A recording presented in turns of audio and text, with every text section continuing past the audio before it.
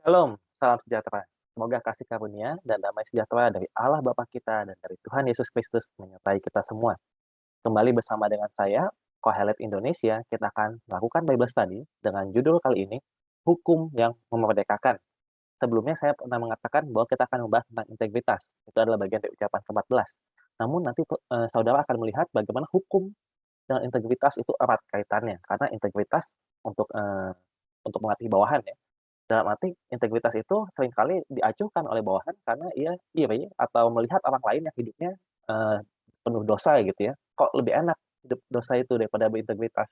Nah, jadi sebenarnya kita akan saya bahas 3 hal, integritas, iri hati, dan hukum yang memerdekakan. Karena dengan melihat hukum sebagai hukum yang memerdekakan, maka kita tidak akan iri kepada orang berdosa dan hidup akan lebih mudah untuk memiliki, integritas, seperti itu. Nah, sebelumnya, setelah saya bahas tentang 2 ucapan sebelumnya, karena kita ini adalah bagian ketiga dari 30 ucapan orang bijak, tentang menanamkan nilai-nilai kepada, anak muda atau bawahan ya.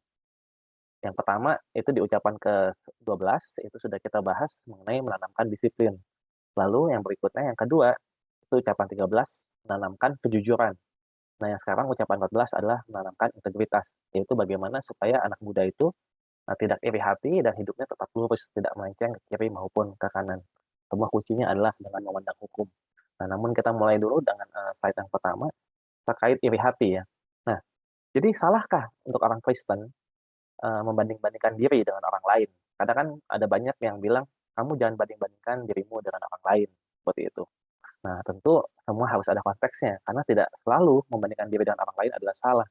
Karena contohnya adalah dengan, menjadikan seseorang sebagai teladan, kita mencontoh kehidupan orang itu, membandingkan diri kita dengan orang itu, dan bagaimana supaya hidup kita lebih selaras dengan teladan yang diberikan.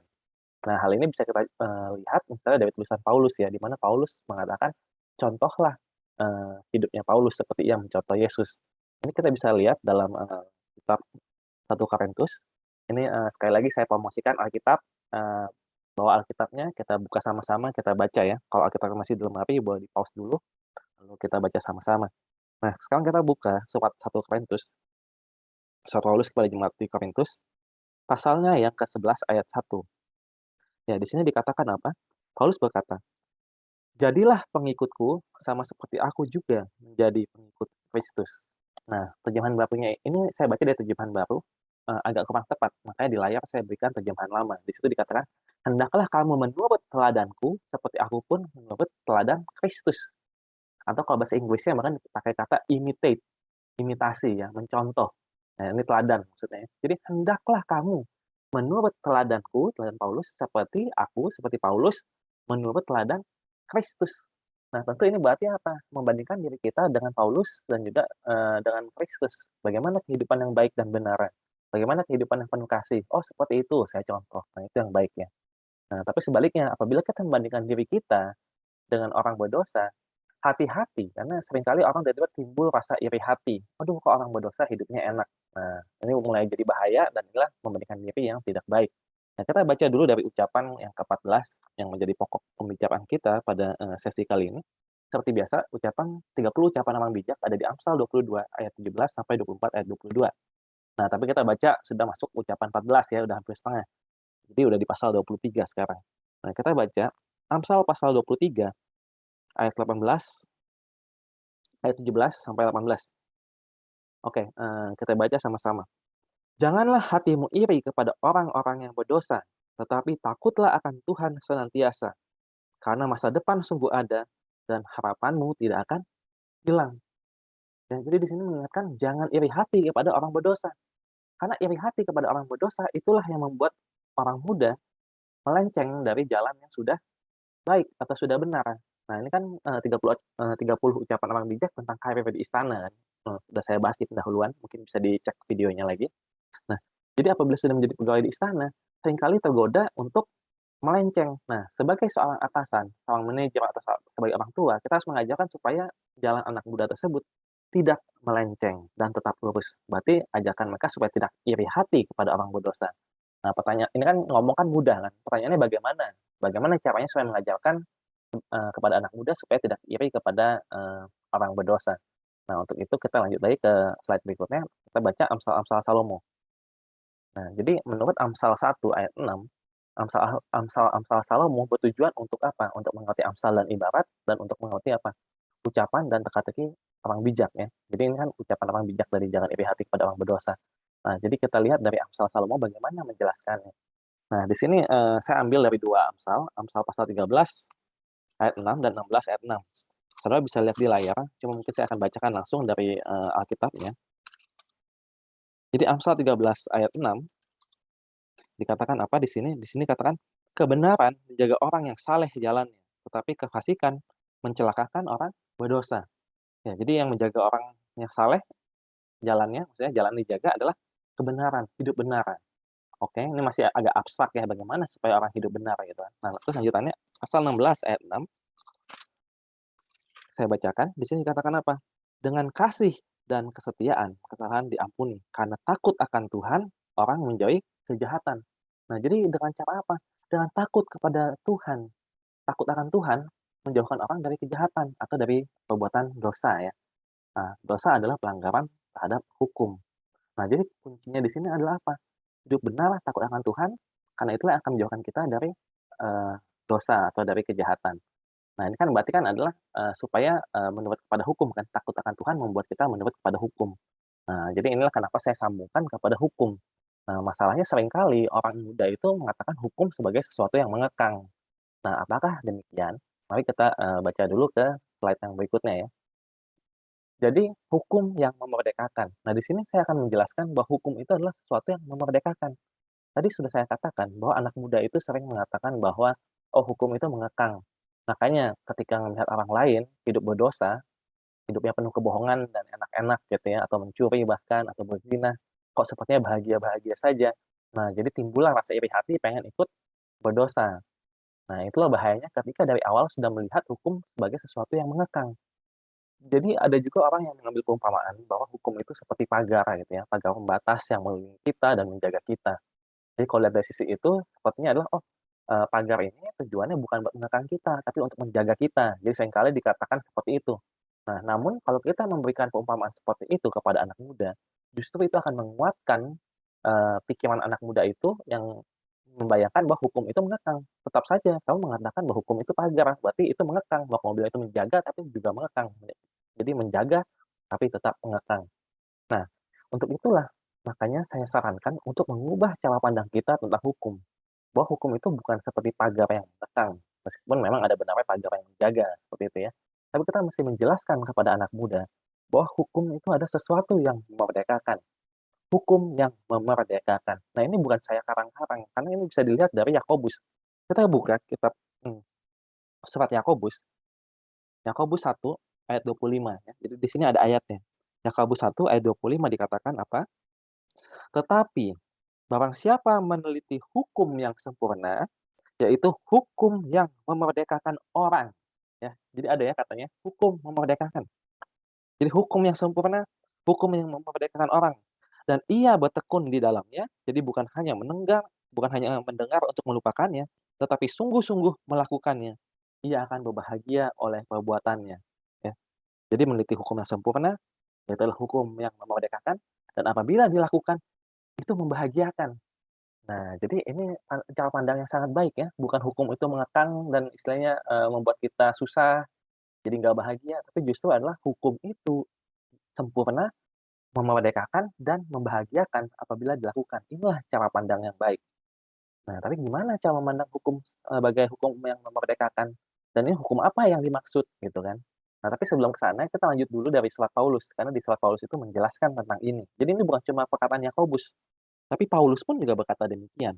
Kita buka dalam surat, 2 Korintus, ya. 2 Korintus pasal 3 ayat 15 sampai 17. Nah, ini menarik ya.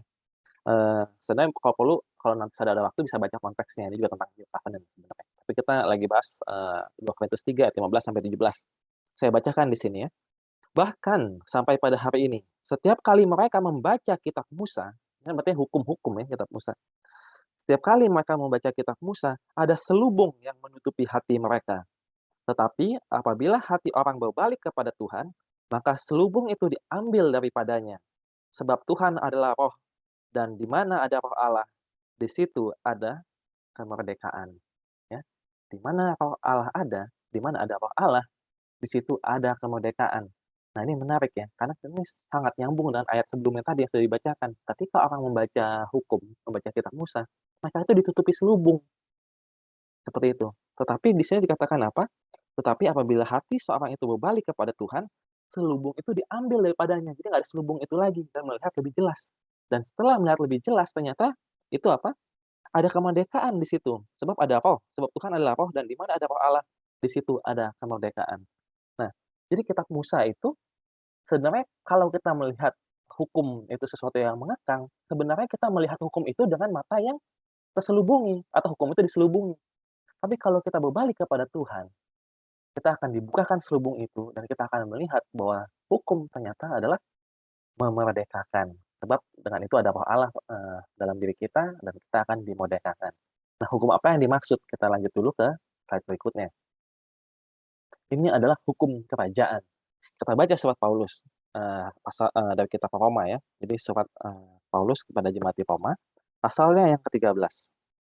Kita buka sama-sama. Roma pasal 13 ayat 9 sampai 10. Di sini dikatakan apa? Karena firman, jangan berzina, jangan membunuh, jangan mencuri, jangan mengingini, dan firman lain manapun juga sudah tersimpul dalam firman ini, yaitu kasihilah sesamamu manusia seperti dirimu sendiri. Kasih tidak berbuat jahat terhadap sesama manusia, karena itu kasih adalah kegenapan hukum Taurat. Nah, jadi ini kan yang dibilang karena firman jangan berzina, ini kan maksudnya adalah 10 hukum ya, atau firman Allah gitu. Bisa lihat ada jangan berzina, jangan membunuh, jangan mencuri, dan sebagainya. Jadi hukum yang dimaksud adalah ya ini, 10 hukum. Nah, di situ dikatakan atau 10 hukum atau hukum Taurat yang dimaksud di sini, dikatakan apa? Dapat digenapi dalam kasih. Jadi kasih adalah kegenapan dari hukum Taurat. Nah, kasih itulah hukum kerajaan yang dimaksud. Nah, ini kita bisa lihat dari Yakobus. Jadi kita kembali Yakobus yang menyatakan bahwa hukum kasih adalah hukum kerajaan. Ini ada di Yakobus pasal kedua ayat ke-8. Nah, ayo kita buka sama-sama Yakobus 2 ayat 8. Akan tetapi, jikalau kamu menjalankan hukum utama yang tertulis dalam kitab suci, kasihilah sesama manusia seperti dirimu sendiri, kamu berbuat baik. Jadi sini jelas ya, ngomong tentang kasih. Nah, yang menarik bahasa Indonesia ini kurang tepat, karena di sini dikatakan jikalau kamu menjalankan hukum utama. Nah, dalam bahasa Inggrisnya, atau sebenarnya dalam bahasa aslinya bahasa Yunani, bahasa Inggris lebih tepat, ini adalah hukum kerajaan, royal law. Jadi lebih tepat kalau diterjemahkan seperti ini, akan tetapi jikalau kamu menjalankan hukum kerajaan, seperti itu. Yang tertulis dalam kitab suci, kasihlah sama manusia. Nah, jadi kasih itu adalah hukum kerajaan. Dan ini adalah menurut Paulus dan juga Yakobus di sini secara tidak langsung, hukum kasih atau kasih itu adalah apa? Adalah kegenapan hukum Taurat. Nah, jadi kalau kita bisa mengerti bahwa hukum itu pada dasarnya adalah kasih, maka kita akan melihat bahwa hukum itu bukan sesuatu yang mengekang, tetapi hukum itu adalah sesuatu yang memerdekakan. Seperti itu. Bagaimana caranya? Nah, akan saya jelaskan kepada saudara dan membantu untuk membuka selubung yang menutupi kitab Musa ini. Kita lanjut ke slide berikutnya ya. Jadi 10 hukum sebagai hukum berkat atau sebagai berkat ya, atau sebagai berkat yang memerdekakan seperti itu.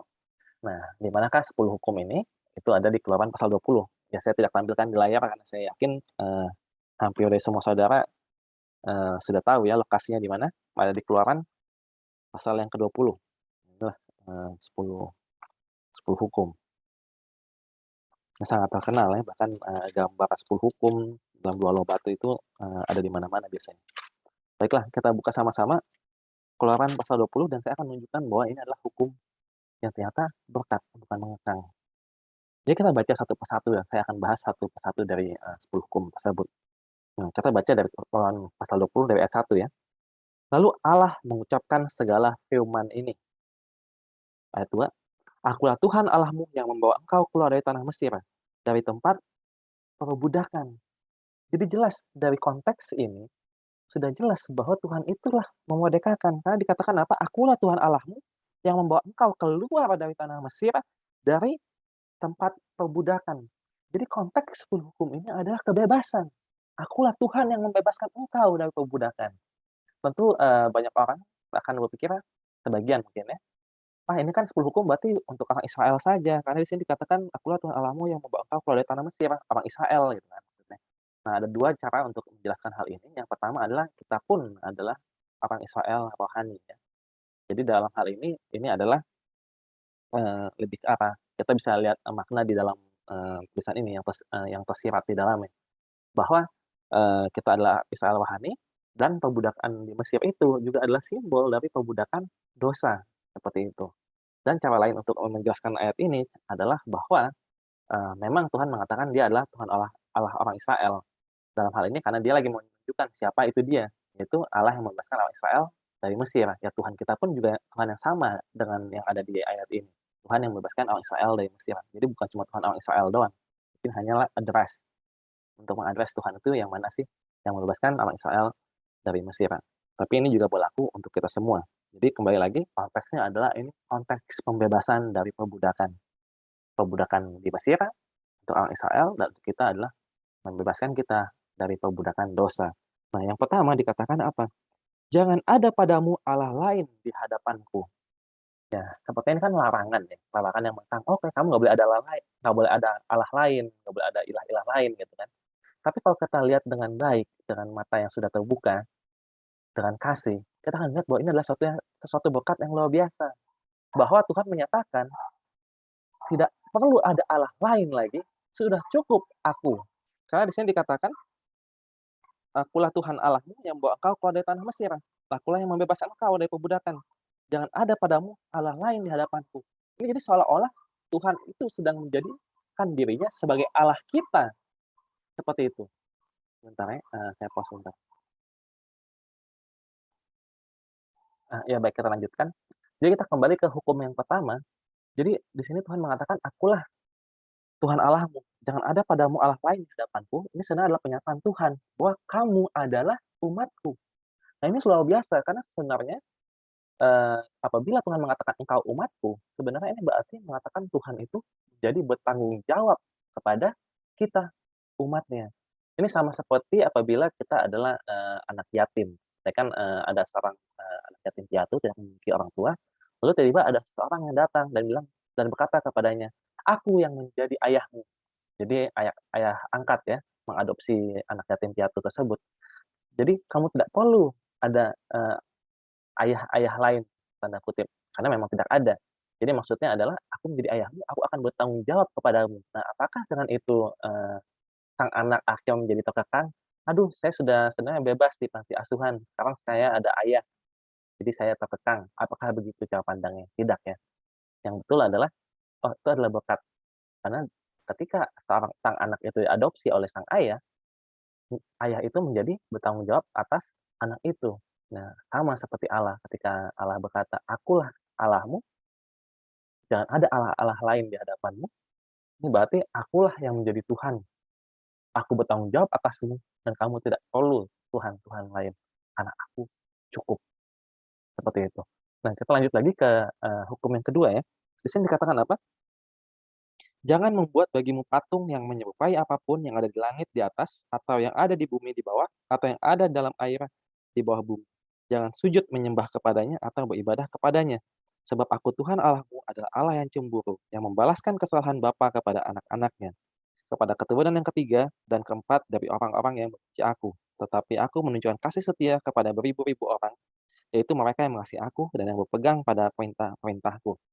Atau kalau disingkat biasanya dibilang, jangan membuat teguh patung dan menyembahnya ya. Jadi jangan ada berhala, seperti itu. Nah, ini menarik. Ini adalah pernyataan yang juga membebaskan. Ini adalah berkat. Karena ini berarti Tuhan membebaskan kita dari ilah-ilah palsu, membebaskan kita dari berhala, membebaskan kita dari kekuasaan kegelapan. Nah, karena berhala-berhala modern contohnya apa sih? Berhala modern. Nah, mungkin untuk beberapa orang misalnya ada, canduan biasanya ya, rokok, alkohol, bahkan, candu, main perempuan bahkan buat sebagian orang, atau bahkan juga kebanyakan nonton, main games, atau bahkan anak sendiri pun terkadang bisa menjadi berhala, ketika seorang tua itu sangat mengasihi anaknya sampai ia berbuat jahat, melupakan Tuhan bahkan, karena anak itu, karena dimanjakan luar biasa sang anak. Nah, jadi seringkali orang itu terikat pada candu, seperti orang misalnya, sudah kecanduan merokok, susah lepas, karena merasa dia mendapatkan ketenangan dari rokok itu, dan kalau tidak merokok menjadi senewan dan gelisah, dan lain sebagainya.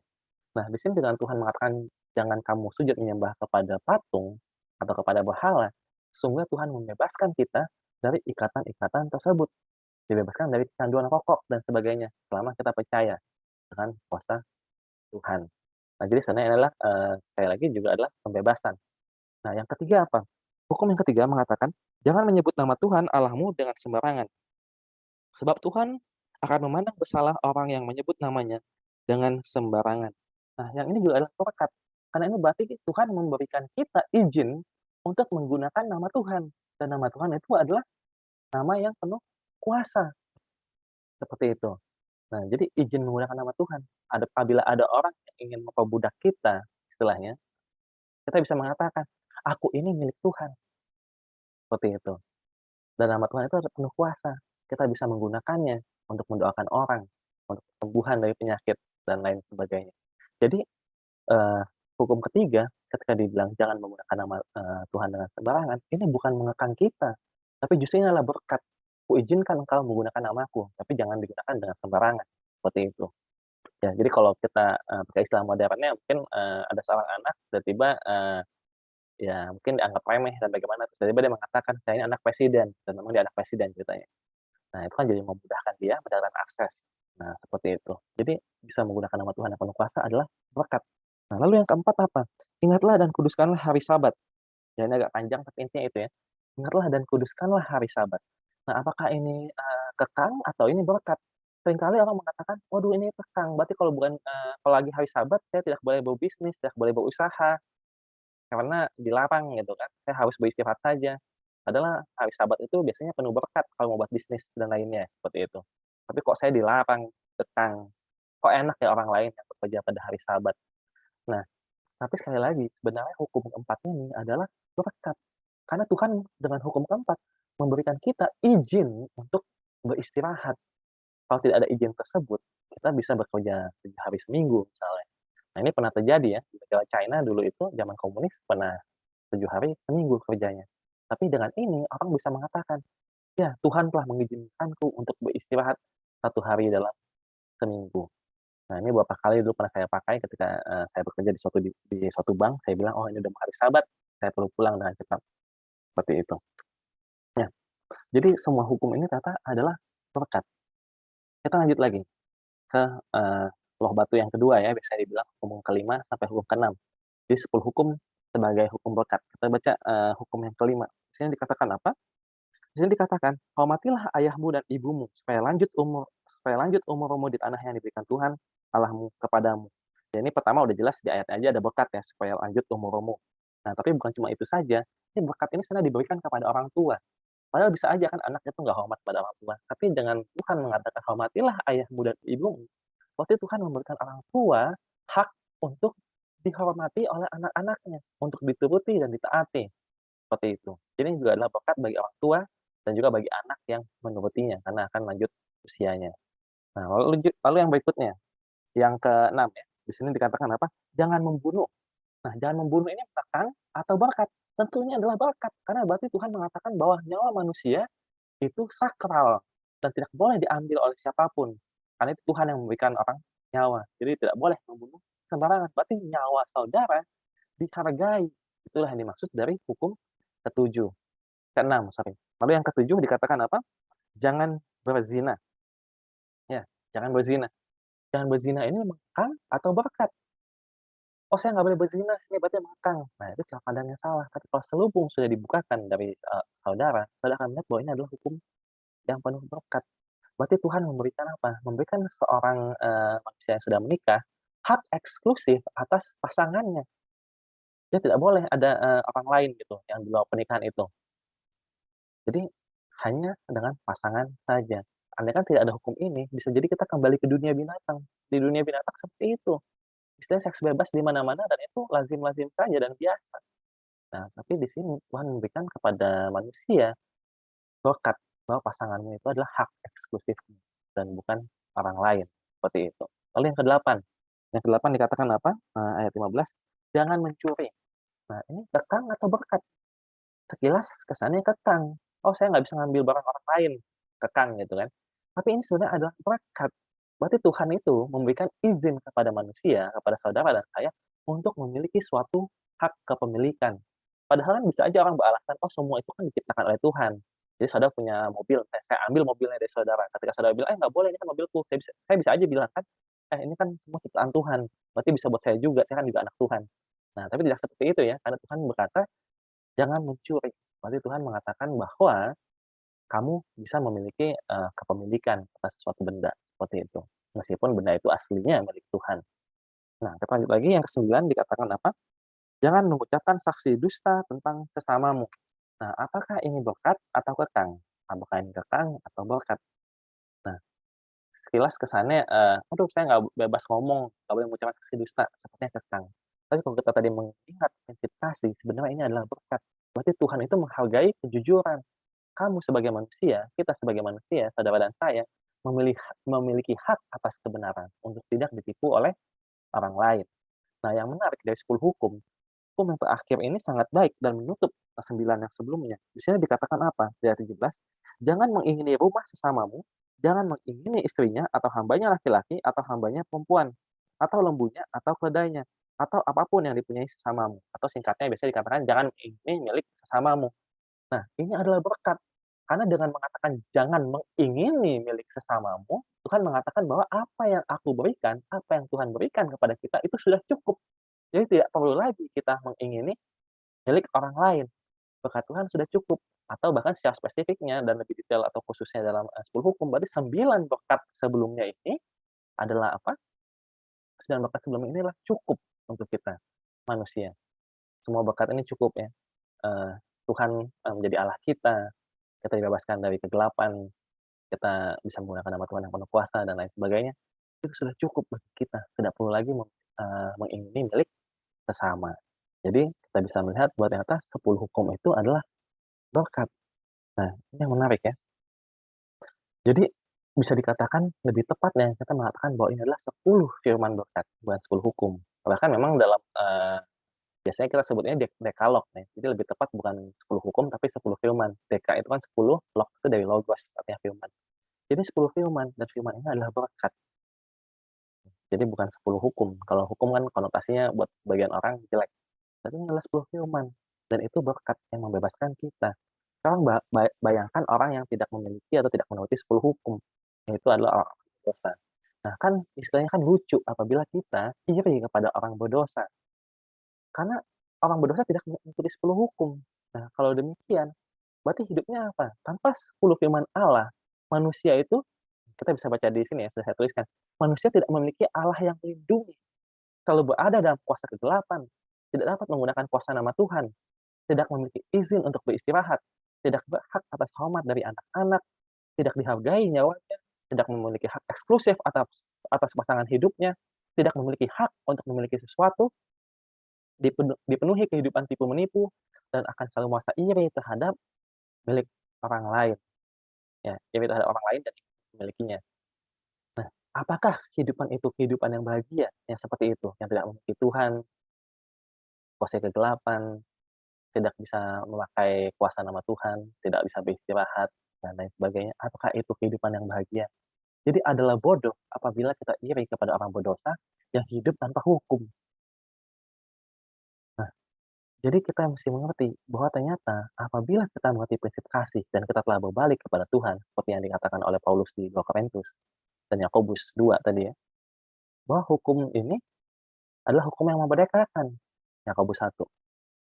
Apabila kita berbalik kepada Tuhan dan kita bisa, diangkat selubungnya dan kita akan mendapatkan roh Allah yang dibilang di mana roh Allah ada, di situ ada kemerdekaan, seperti itu. Nah ini untuk yang terakhir, kita, mungkin studi kasus ya. Biasanya kita selalu ada studi kasus, kali ini belum ada studi kasus ya. Tapi sini, tidak studi kasus langsung, tapi langsung dari Mazmur Asaf. Jadi ini kesaksian dari Asaf. Asaf ini adalah seorang, musisi di istana raja dari zamannya Daud dan juga Salomo. Nah, inilah kesaksiannya dia dalam hidupnya. Ini ada di Mazmur 73, maksudnya satu pasal penuh, tapi saya cuma baca dari 1 sampai 18 saja. Bagaimana ia bersaksi tentang kehidupan bahwa ia hampir saja tergelincir dengan iri kepada orang lain, pada orang berdosa ya. Nah, saya bacakan dari ayat 1 sampai 18 untuk menutup sesi kita kali ini. Mazmur Asaf. Sesungguhnya Allah itu baik bagi mereka yang tulus hatinya, bagi mereka yang bersih hatinya.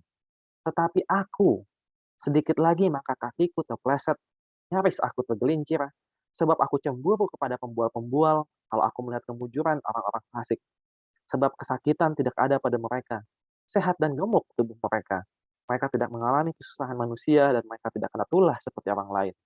Sebab itu mereka berkalungkan kecongkakan dan berpakaian kekerasan. Karena kegebukan, kesalahan mereka menyolok. Hati mereka meluap-luap dengan sangkaan. Mereka menyindir dan mengata-ngatai dengan jahatnya.